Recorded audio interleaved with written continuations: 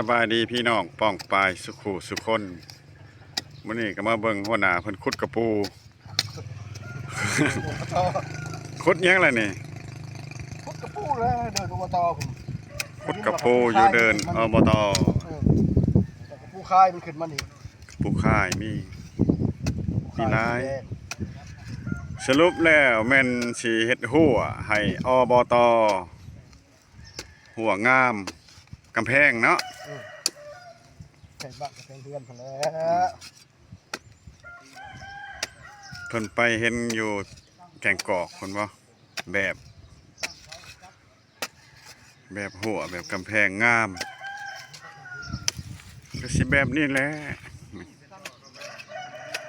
แบบนี้แหละเพื่อนใกล้ๆเพิ่นงามเลย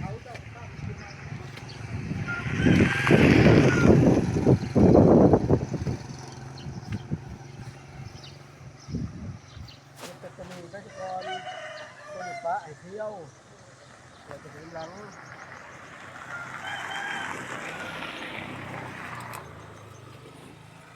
ย่ายนกเอาเสียมไป เอาแบบใด ทลายอันนี้ แบบเพื่อนชินวนเนี่ยบ่ เป็นเจ้าชันแล้วเป็นหนักนะ หรือว่าเพื่อนตัวน้อย 2 ลัก นี่ก็เพื่อนตัวน้อยงามหรือแบบสิเอาแบบเพื่อนเฮียหลอดบ่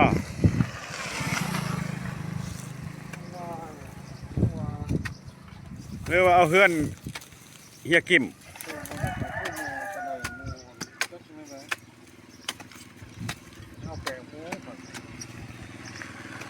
เอาแปลงหมูบัดทีมงานบ่มัก แปลกดูเลยก็ได้คิดใจนี้นะ เด็กกี้อบตว่าสิเอาลักไม้ใหญ่ใช้นี่ เห็ดตึ้งเขาเห็ดได้หนึ่งตัว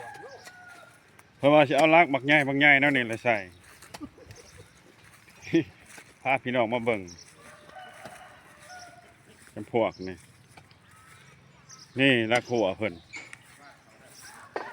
แม่นจะพวกนี้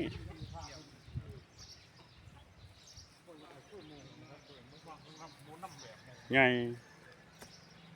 เป็นไม้หายากไม้แดงไม้ดู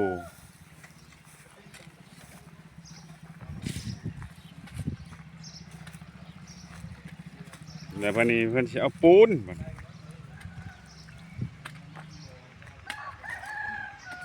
พูดแล้วก็ไม่สั่งนะชายมันเป็นเจอดีก็พายอ่ะดีบนดีเห็นอาหารน้อยเดียวจะเห็ดน้องบลูบูบับก็ได้เนี่ย สั่งเลยเด้อสั่งให้เลยกิน กินข้าวเพลนลงตรงนี้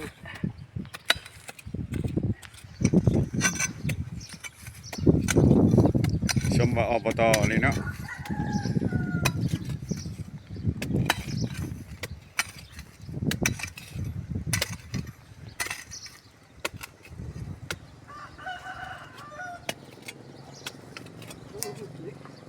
ลูกเล็กเลยดูดูข้างลุม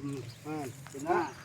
ขาดเป็นหน้าเลย สิเป็นจังไดรอติดตามกันต่อไปนะพี่น้องเด้อเดี๋ยวตอนนี้กำลังขุดคุม